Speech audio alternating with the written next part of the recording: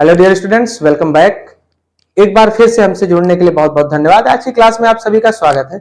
पिछली क्लास में बेटा हमने प्रोनाउन पे चर्चा किया था। प्रोनाउन के काइंड्स और प्रोनाउन के टाइप्स पे चर्चा हो चुकी है।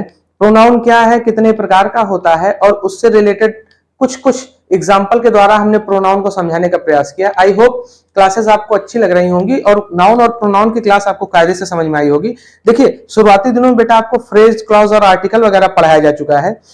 तो क्योंकि शुरुआती दिन थे, बहुत अच्छी वीडियो क्वालिटी शायद उन क्लासेस की नहीं होगी, तो वो सारी क्लासेस आपको दोबारा पढ़ाई जाएंगी। फिर भी कंटेंट बहुत अच्छा है। जिन बच्चों को फ्रेज और क्लास में कोई दिक्कत हो रही है तो वो बहुत शुरुआती दिनों की क्लासेस को ढूंढ कर पढ़िए। उसमें फ्रेज, क्लॉज और आर्टिकल वगैरह आपको ए, एन और द के यूजेस आपको कायदे से बताए गए हैं। चीजें फिर से आपको दोबारा बताई जाएंगी। जिन चीजों में या जिन क्लासेस में वीडियो क्वालिटी या ऑडियो को कोई दिक्कत था, वो सारी क्लासेस या वो सारे टॉपिक आपको अब, क्योंकि हम एक सीक्वेंस से चल रहे हैं, तो जैसे मैंने आपको बताया था, आर्टिकल, आर्टिकल के बाद noun, pronoun, adjective, verb, adverb, preposition, conjunction, interjection इत्यादि, ये हम एक पैटर्न पे चल रहे हैं। तो नाउन से रिलेटेड नाउन का नंबर, जेंडर, पर्सन से रिलेटेड रूल्स और नाउन से रिलेटेड रूल्स शायद आपके हो चुके हैं। प्रोनाउन की एक क्लास आपकी हो चुकी है जिसमें हम प्रोनाउन के काइंड्स के बारे में बता चुके हैं। इस क्लास में हम प्रोनाउन के रूल्स के बारे में जानेंगे और ये रूल्स और इनसे रिलेटेड क्वेश्चन लगातार पेपर में पूछे जाते रहे हैं। तो एक बार फिर से हमसे जुड़ने के लिए बहुत बहुत धन्यवाद। चलिए आज की क्लास को हम शुरू करते हैं और प्रोनाउन से रिलेटेड पहले रूल को देखते हैं और क्लास को आगे बढ़ाते हैं। तो एक बार फिर से हमसे जुड़ने के लिए और अपना समय निकालकर पढ़ने के लिए तैयार हो जाइए। चलिए, अगर मैं आपको प्रोनाउन की बात करूं और मैं प्रोनाउन के रूल्स की बात करूं, तो देखिए, प्रोनाउन में जो रूल्स है बेटा वो बहुत ही इंपॉर्टेंट है। इंपॉर्टेंट क्यों है? क्योंकि अगर आप किसी भी सेंटेंस को लिखोगे, आप कोई भी सेंटेंस बनाते हो, तो सेंटेंस बनाने का सीधा फंडा यही है कि उसमें कोई नाउन होगा सब्जेक्ट के रूप में, नाउन नहीं होगा तो प्रोनाउन होगा। कुछ हो सकता है अच्छा सेंटेंस हो, एडजेक्टिव भी मिलेगा, वर्ब मिलेगा, एडवर्ब मिल सकता है, प्रीपोजिशन मिल सकता है, कंजंक्शन मिल सकता है। कहने का मतलब कि किसी भी सेंटेंस को बनाने में जो बेसिक नीड होती है, उस बेसिक नीड में जो सबसे महत्वपूर्ण नीड है वो है किसी भी सब्जेक्ट को या किसी भी ऑब्जेक्ट को बनाना। क्योंकि सेंटेंस में तो क्या होगा, सिंपल सेंटेंस कैसे होता है, मैंने आपको बताया था एक बार कि सिंपल सब्जेक्ट होगा, वर्ब होगा और क्या होगा, ऑब्जेक्ट। सिंपल सेंटेंस में एक सब्जेक्ट होगा, एक वर्ब होगा, एक ऑब्जेक्ट होगा। ठीक, तो अगर मैं रूल्स की बात करूं, प्रोनाउन रूल्स की, तो जो हमारा पहला रूल है बेटा, वो रूल ही यही है कि अगर वर्ब से पहले प्रोनाउन आएगा, ठीक, क्या है रूल, अगर वर्ब से पहले प्रोनाउन, तो वो बेटा हमेशा नॉमिनेटिव केस में होगा। नॉमिनेटिव केस में होगा। कैसे नॉमिनेटिव केस किसे कहते हैं, आपको पिछली क्लास में बताया जा चुका है। जैसे I, we, you, he, she, it या दे, ये पर्सनल प्रोनाउन है बेटा सब, और ये उसके क्या है, नॉमिनेटिव केस है।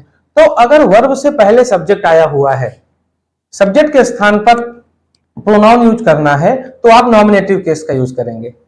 अगर यही मैं बात करूं ऑब्जेक्ट की, तो अगर वर्ब के बाद प्रोनाउन लगाना है, क्या करना है, अगर क्या हुआ है वर्ब के बाद, तो बेटा यही क्या हो जाएगा, ऑब्जेक्टिव केस हो जाएगा। ठीक, कैसे होगा, देखिए कुछ ऐसे होगा। जैसे आपको पता होना चाहिए कि मैंने आपको बताया भी था कि आई का ऑब्जेक्टिव केस क्या होता है, मी होता है, वी का अस, फिर यू, हिम, हर, इट और देम। तो मैंने आपको बताया, पिछली क्लास में आपको पर्सनल प्रोनाउन पढ़ाया गया था, तो मैंने आपको बताया था। ठीक, आज हम प्रोनाउन रूल्स की क्लास पढ़ रहे हैं और पहला रूल ही है कि अगर वर्ब से पहले कोई प्रोनाउन आएगा तो वो हमेशा नॉमिनेटिव केस में होगा, और अगर कोई प्रोनाउन वर्ब के बाद आएगा तो वो सामान्यतः क्या होगा, ऑब्जेक्टिव केस में होगा। अब अगर वर्ब के बाद कोई ऐसा आया है जैसे कि आई लाइक, और यहां पर एक नाउन दिया हुआ है और उस नाउन पर अधिकार दिखाना है, ठीक, तो आपको पता है फिर कि आई लाइक हिज बैग हो जाता है, तो ये कंडीशन अलग है। ठीक, तो कोई अगर आपसे कहे कि नहीं वर्ब के बाद तो ही हिम नहीं हिज भी आता है तो कह दो कि भैया फिर वो अधिकार दिखाने के लिए, पोसेशन दिखाने के लिए यूज हुआ है, तो वहां पॉसेसिव केस का यूज हुआ है। ठीक, यहां पर क्या है, यहां पर हमने प्रोनाउन को पढ़ा, प्रोनाउन के बारे में जाना कि प्रोनाउन का नॉमिनेटिव केस है और प्रोनाउन का ये ऑब्जेक्टिव केस है। कब, जब वर्ब से पहले सब्जेक्ट के रूप में प्रोनाउन आएगा तो नॉमिनेटिव केस में रहेगा, जब वर्ब के बाद ऑब्जेक्ट के रूप में आएगा तो वो किस में रहेगा, ऑब्जेक्टिव केस में रहेगा। ठीक, तो आई होप कि आपको पहला रूल समझ में आ गया होगा। चलिए हम इसे रफ करते हैं और अगले रूल पे चर्चा करते हैं। बच्चों, अगर मैं नेक्स्ट रूल की बात करूं तो पिछले रूल में हमने आपको बताया कि अगर वर्ब से पहले आया हुआ है कोई भी प्रोनाउन तो वो किसमें होगा, वो नॉमिनेटिव केस में होगा, और वर्ब के बाद आया हुआ प्रोनाउन जो होता है वो किसमें होता है, ऑब्जेक्टिव केस में होता है। अब रूल नंबर 2 क्या कहता है कि जब विभिन्न प्रोनाउन एक साथ किसी वाक्य में आए हो तो देखिए बेटा, ऐसे में 2 कंडीशन बनती है। पहला रूल, वर्ब से पहले आया हुआ नॉमिनेटिव केस, वर्ब के बाद आया हुआ ऑब्जेक्टिव केस, कभी कभी पॉसेसिव केस भी जब अधिकार दिखाना हो। रूल नंबर 2 कि जब विभिन्न प्रकार के प्रोनाउन एक ही साथ वाक्य में आ जाएं, कहने का मतलब कि first person, second person, third person के प्रोनाउन एक साथ वाक्य में आ जाएं, तो ऐसी स्थिति में बेटा हम सामान्यतः 2, 3, 1 क्रम को यूज करते हैं। ठीक, ये सामान्यतः कब, जब कोई साधारण बात कही गई हो, अर्थात कोई विशेष बात या विशेष स्थिति ना हो। कैसे विशेष स्थिति, अभी नेक्स्ट में आपको बताता हूं। तो सबसे पहले सामान्यतः यूजुअली हम उनको 2, 3, 1 के रूप में यूज करते हैं। तो कहने का मतलब कि अगर कोई सेंटेंस ऐसे है कि आई, यू एंड ही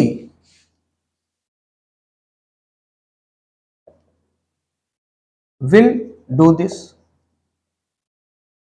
तो अब ये यहां पर सेंटेंस गलत हो जाएगा। क्यों गलत हो जाएगा, क्योंकि आपको पता होना चाहिए कि आई फर्स्ट पर्सन है, यू सेकंड पर्सन है और ही थर्ड पर्सन है। और सामान्यतः अगर हम इसे यूज करते हैं एक ही सेंटेंस में, जब 2 या 2 से अधिक प्रोनाउन आ जाए तो उनको यूज कैसे करना है, 2, 3, 1 के हिसाब से यूज करना है। तो वास्तव में सबसे पहले कैसे होना था, सबसे पहले होना था कि यू, इसका करेक्ट फॉर्म क्या है, सेकंड पर्सन, थर्ड पर्सन और फर्स्ट पर्सन।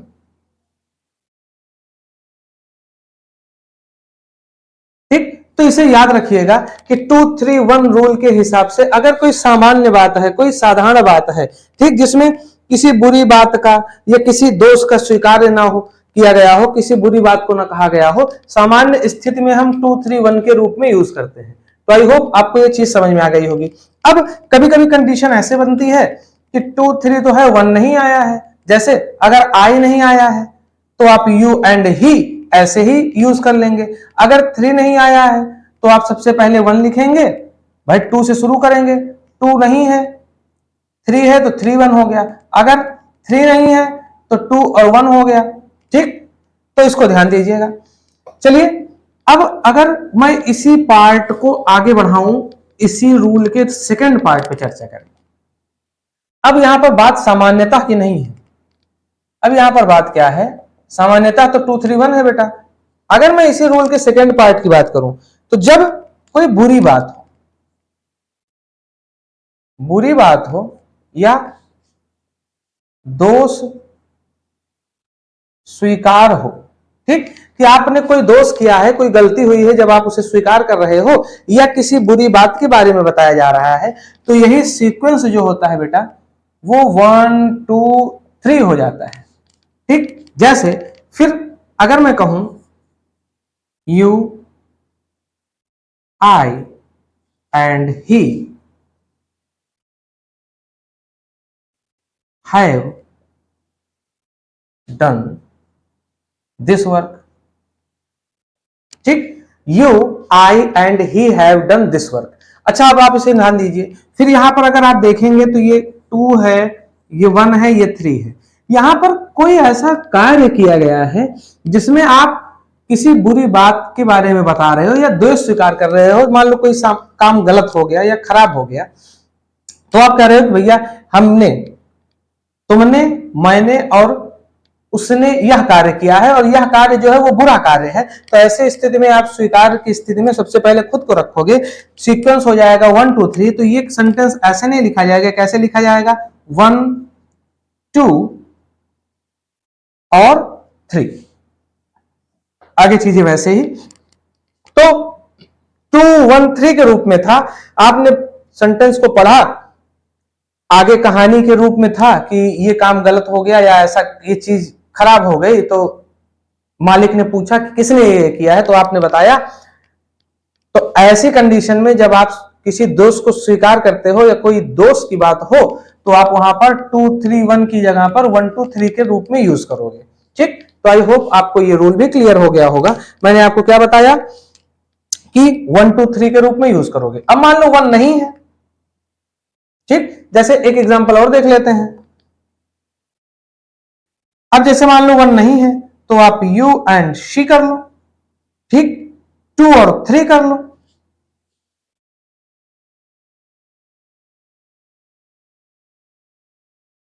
ठीक, you and she have broken it, तुमने और उसने इसे तोड़ा है। अब भाई 1 नहीं था तो हमने 1 नहीं लिखा, तो आप ट्रांसलेशन करते समय ध्यान देंगे, अगर कोई साधारण बात कही गई है और प्रोनाउन तीनों आया है तो 231 के रूप में होगा यूज, और अगर कोई साधारण बात नहीं है, किसी दोस्त के बारे में बात की गई है या किसी बुरी बात को बताया गया है, तो ऐसे स्थिति में आप 1 2 3 के रूप में प्रोनाउन को यूज करोगे। क्रम ये रहेगा। ठीक, चलिए मैं इसे रफ करता हूं। आई होप आपको रूल नंबर 2 समझ में आ गया होगा। हम इसे रफ करेंगे और नेक्स्ट रूल पे चर्चा करेंगे, क्लास को आगे कंटिन्यू करेंगे।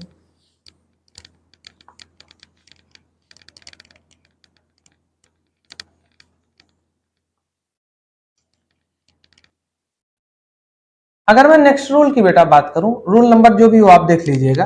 ठीक, अगर कोई प्रोनाउन दिया है और प्रोनाउन बहुवचन में है, किसमें है, प्रोनाउन बहुवचन में है, तो आप हमेशा क्या करोगे, 1 2 3 रूल को फॉलो करोगे। अगर मान लीजिए प्रोनाउन आए हैं और प्रोनाउन बहुवचन में है, बहुवचन का मतलब जैसे आपको पता है कि फर्स्ट पर्सन में आई और वी होता है तो वी आया है, सेकेंड पर्सन में यू अकेला है तो यू आया है, और ही शी इट और दे। अगर इन तीनों की उपलब्धता है, ये तीनों आए हैं, तो इनको लिखने का क्रम बेटा 1 2 3 होगा। कहने का मतलब अगर सेंटेंस में ऐसे लिखा है कि you comma they and we should go, ठीक, तो ये सेंटेंस गलत है। क्यों, प्लूरल के अगर प्रोनाउन आएंगे तो आप उनको लिखने का क्रम 1 2 3 रखेंगे।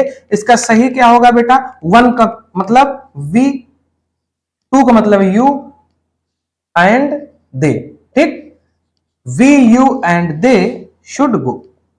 तो अगर प्लूरल में प्रोनाउन आया हुआ है तो भी उसके लिखने का क्रम 1 2 3 होगा।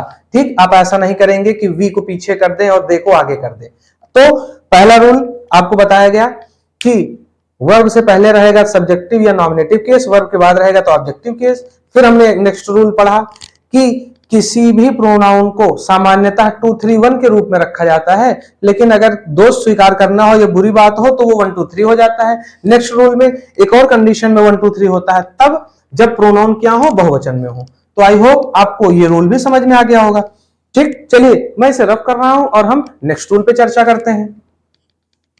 प्रोनाउन में छोटे छोटे रूल हैं, इंपॉर्टेंट रूल हैं, इनको याद करते चलिए, नोट करते चलिए। इसमें आपको परेशान होने की जरूरत नहीं है, हाँ याद रखने की जरूरत है, क्योंकि जहां सब्जेक्ट के रूप में नाउन नहीं आएगा वहां सामान्यतः प्रोनाउन ही आएगा। तो प्रोनाउन के रूल अगर आप भूलेंगे तो फिर दिक्कत हो जाएगी। चलिए अगला रूल देखते हैं कि अगला रूल क्या है। अगर मैं नेक्स्ट रूल की बात करूं बेटा, तो रूल है मेरा कि अगर लेट आया है, लाइक आया है, बिटवीन आया है, बट आया है, या एक्सेप्ट आया है, या कोई प्रीपोजिशन आया है, तो उसके बाद आप प्रोनाउन का ऑब्जेक्टिव केस यूज करोगे। बहुत ही इंपॉर्टेंट रूल है ये, इससे रिलेटेड क्वेश्चन पेपर में आता है। कैसे, जैसे कभी कभी ऐसे आ जाता है कि लेट आई गो होम। कुछ मैं पहले सेंटेंस लिख लेता हूं फिर उस पर डिस्कस करते हैं। ठीक, तो पहला ये हो गया। दूसरा अगर मैं बात करूं, इज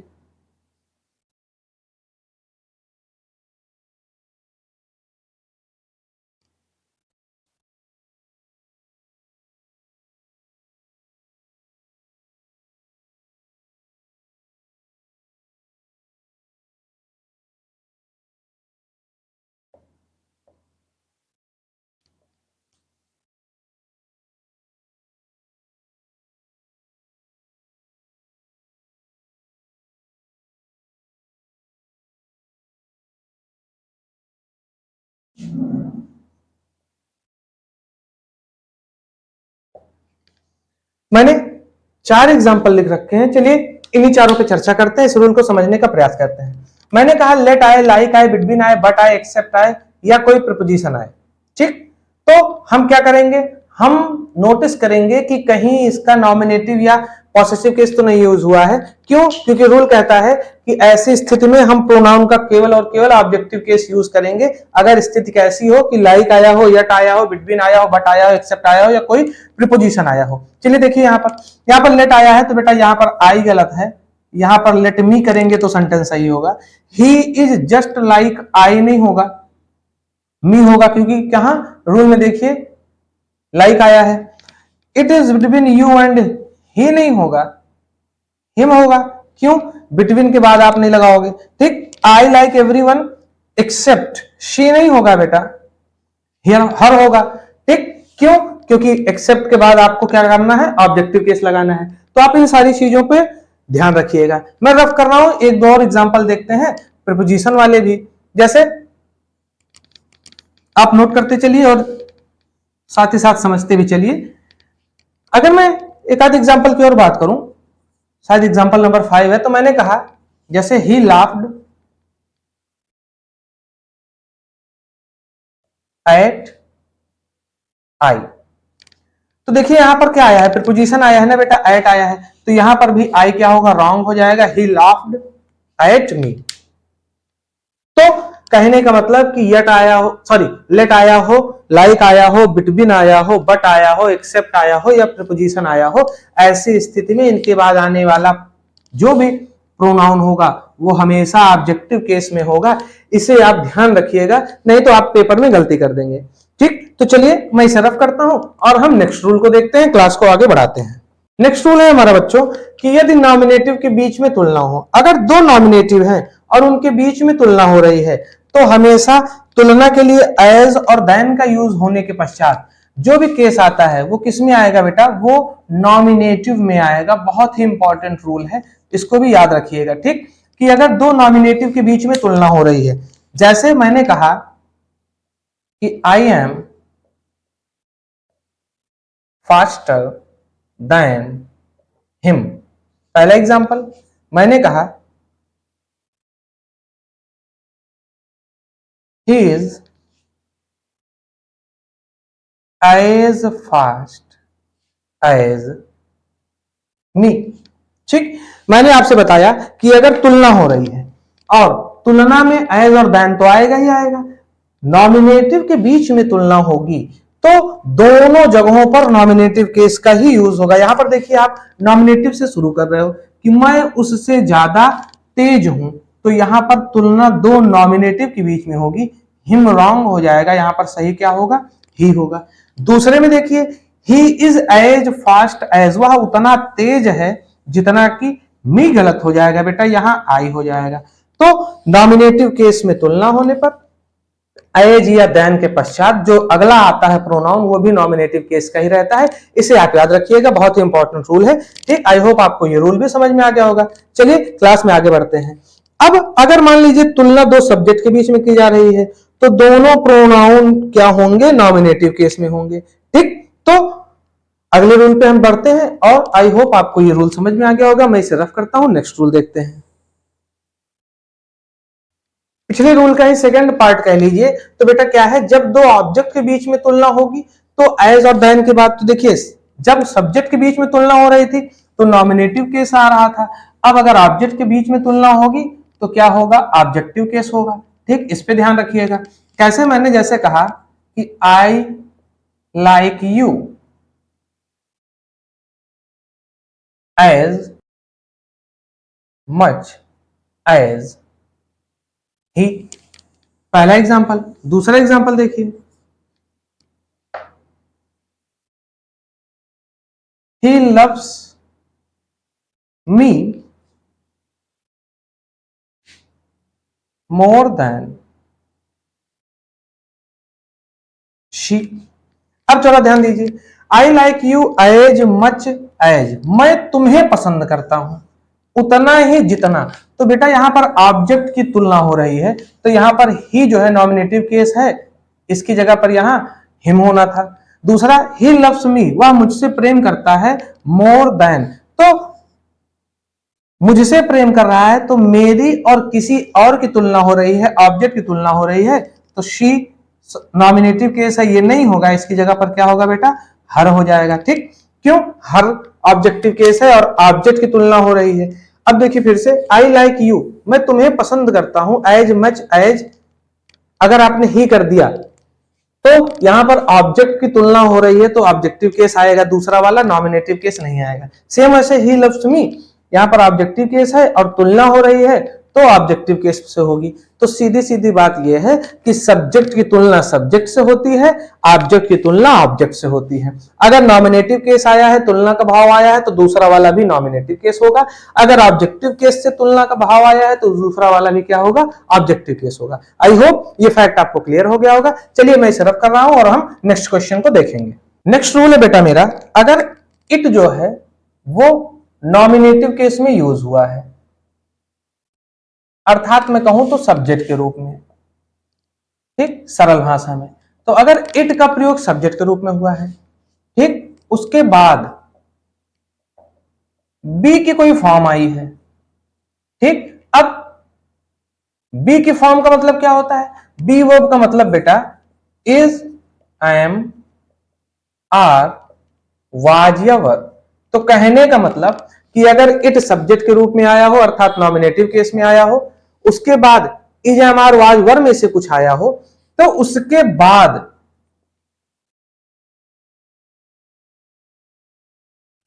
जो भी प्रोनाउन आएगा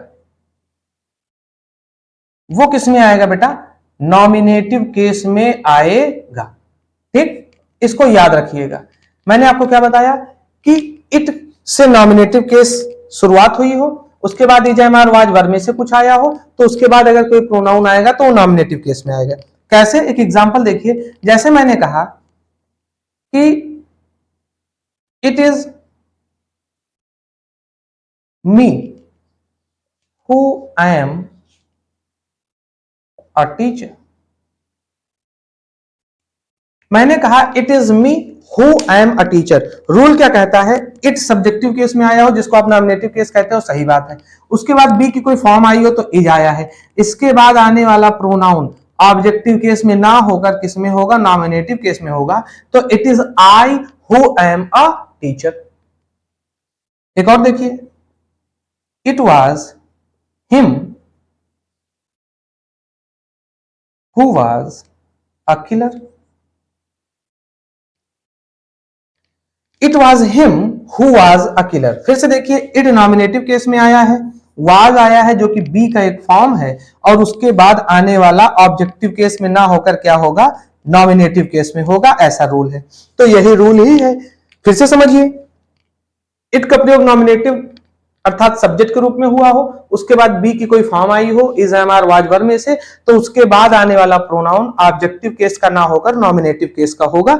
आई होप आपको ये रूल भी कायदे से समझ में आ गया होगा। तो आज की क्लास में हमने प्रोनाउन के रूल्स के बारे में चर्चा किया, कुछ इंपॉर्टेंट रूल्स को जाना।